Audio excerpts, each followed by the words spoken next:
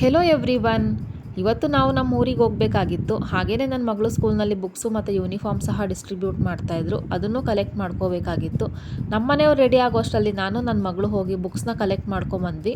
Summer ಬಂತು ಅಂತಂದರೆ ಎಲ್ಲ ಊರಿನಲ್ಲೂ ಜಾತ್ರೆ ಕರ್ಗಗಳು ನಡೀತಾನೆ ಇರುತ್ತೆ.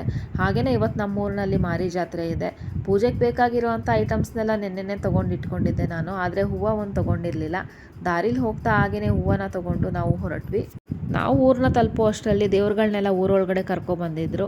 ದೇವ್ರುಗಳೆಲ್ಲ ರೆಡಿಯಾಗಿ ಮನೆ ಮನೆಗೂ ಹೋಗಿ ಪೂಜೆ ಮಾಡಿಸ್ಕೊಳ್ಳೋದಕ್ಕೆ ಸಿದ್ಧವಾಗಿದ್ವು.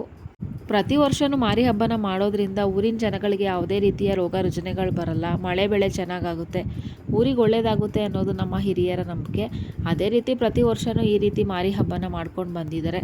ನಮ್ಮನೆ ಹತ್ರನೂ ದೇವ್ರನ್ನ ತೊಗೊಂಡು ಬಂದರು. ನಾವು ಸಹ ಮಡ್ಲಕ್ಕಿ ಮತ್ತು ಹಣ್ಣು ಕಾಯಿ ಕೊಟ್ಟು ಮಾರಮ್ಮ ದೇವಿ ಮತ್ತು ಮುತ್ತುರಾಯ ಸ್ವಾಮಿಗೆ ಪೂಜೆ ಮಾಡಿ ಪ್ರಾರ್ಥನೆ ಸಲ್ಲಿಸಿದ್ವಿ.